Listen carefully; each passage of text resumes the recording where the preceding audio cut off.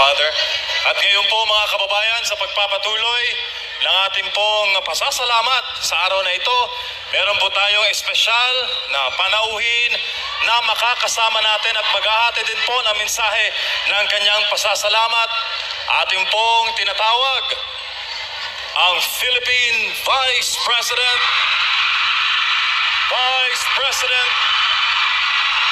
Sara Zimmerman Duterte.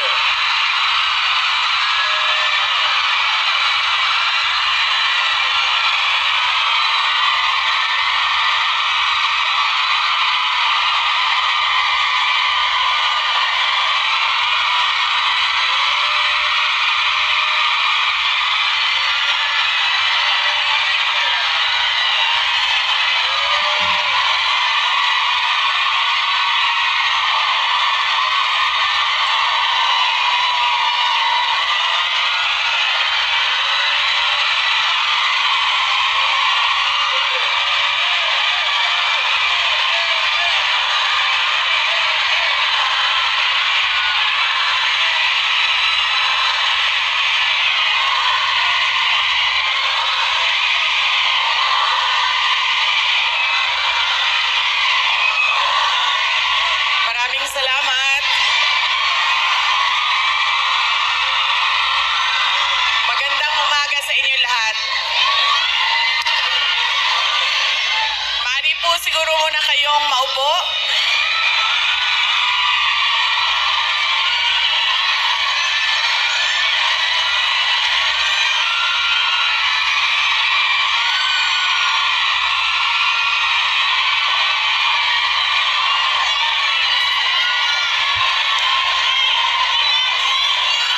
Maraming salamat. Mahal ko kayo.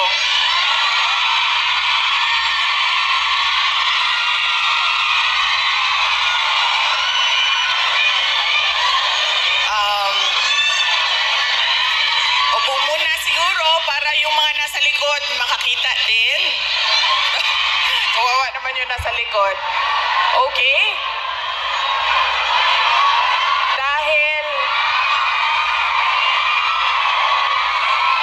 Dahil kayo ay sumisigaw ng Duterte, suspended na kayo lahat bukas.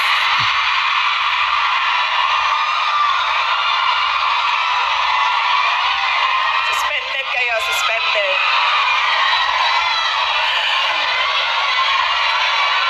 Joke lang.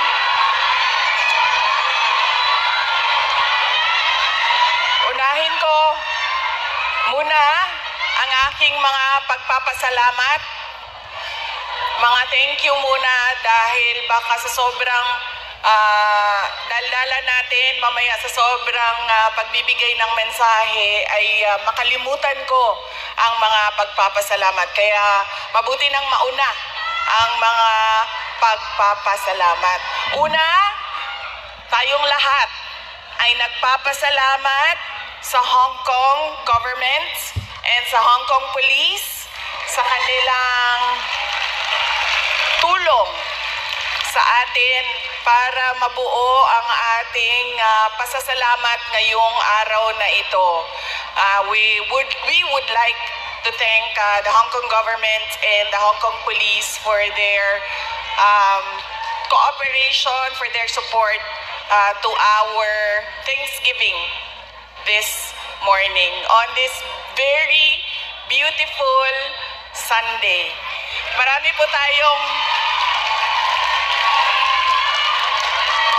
tayong mga kababayan na nandoon sa labas at lahat ng mga first timer na nakakita sa akin.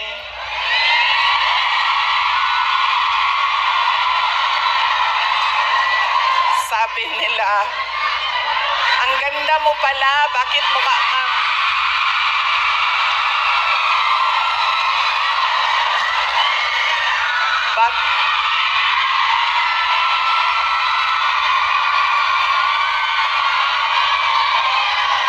Ay, Macau, hello, maraming salamat. Okay, sabi niya, ang ganda mo pala, bakit mukha kang...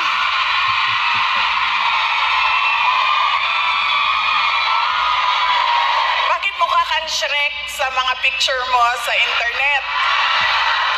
Tapos sabi ko sa kanya, sabi ko, ma'am, basta Pilipina, maganda talaga yan. Tayong lahat yun.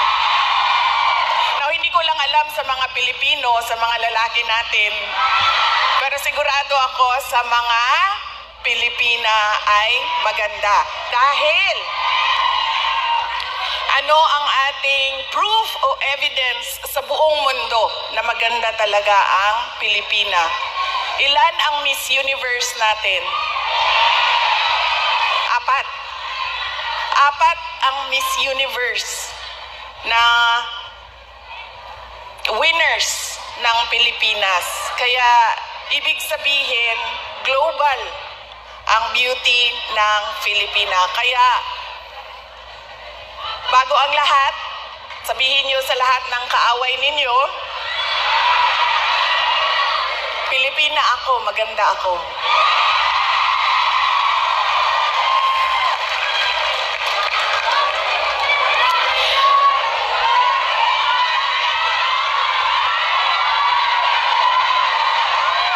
Sabi natin, di ba? Para sa Diyos, para sa bayan, para sa bawat pamilyang Pilipino. Nauna, ang pasalamat ko sa Hong Kong government. Pero ang unang pasalamatan natin ay ang Diyos. Para sa araw na ito, para sa magandang araw na ito, at para sa oportunidad, pagkakataon na ibinigay niya sa atin na magsama-sama ngayong March 9 dito sa Hong Kong. Dinala niya tayo lahat dito para sa bayan. Yan po ang pagpapasalamat natin sa ating Diyos. Dahil binigyan niya tayo ng isang araw ulit na magising, mag-ayos, pumunta dito at pag-usapan ang Thanksgiving, pagpapasalamat at pag-usapan ang ating bayan. Ang sunod na pagpapasalamat ko ay hindi ko isa-isahin yung mga pangalan dahil baka may hindi ako mabanggit at magtampo. So, isa-isahin ko lang ang mga grupo na kailangan natin pagpasalamatan. Unahin ko muna ang Kingdom of Jesus Christ.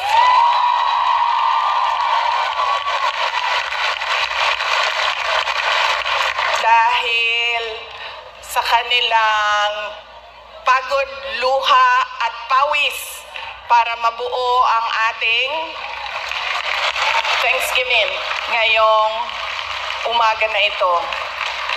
Ang sunod na kailangan natin pagpasalamatan kailangan ko pagpasalamatan ay kayong lahat, mga kababayan namin, mga kababayan namin dito sa, ang iba galing pang Pilipinas, marami tayong mga bisita na galing Pilipinas, galing Hong Kong, galing Macau, meron pang galing sa China at merong galing Japan.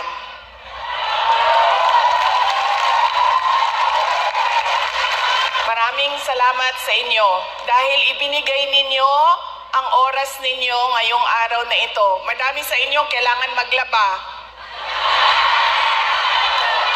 Kailangan magplansya.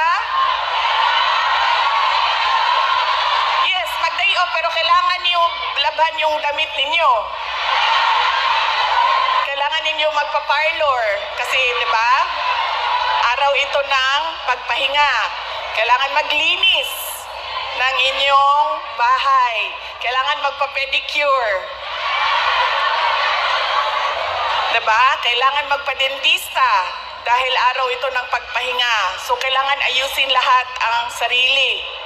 Ang para sa sarili. Pero, binigay ninyo ang oras ninyo at araw ninyo ngayong umaga na ito para sa atin. Maraming salamat sa inyong lahat. At alam nyo, kanina habang naglalakad ako, kasi malapit lang kami, so naglakad lang kami, Ang ganda ng weather ninyo dito sa Hong Kong, no?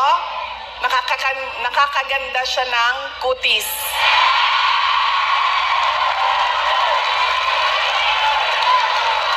Anong sabi namin na nakatira sa Pilipinas at yung mga nakatira sa mga kababayan natin sa Middle East? Sana all malamig ang tinitirhan. Sana all maganda ang kutis.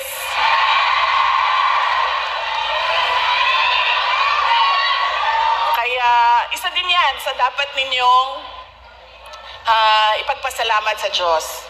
Nandito kayo sa lugar na hindi magulo, maganda ang klima, at lalong-lalo na nandito kayo dahil meron kayong hanap buhay. Hindi natin gusto na umalis ang ating mga kababayan sa Pilipinas. Pero marami sa atin, dahil walang oportunidad sa ating bayan, ay nakikipagsapalaran sa iba't ibang lugar sa mundo para sa inyong mga pamilya.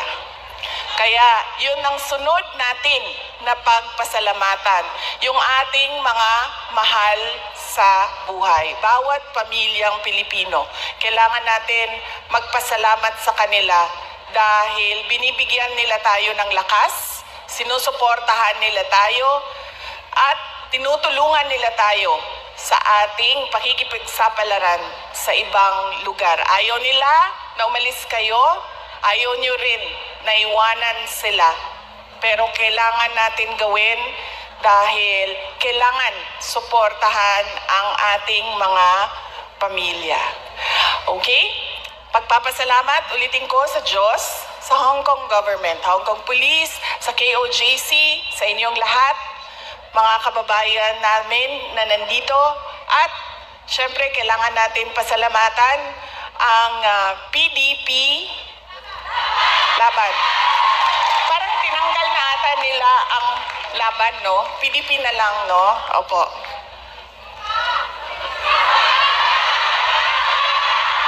Ha? Okay, suka.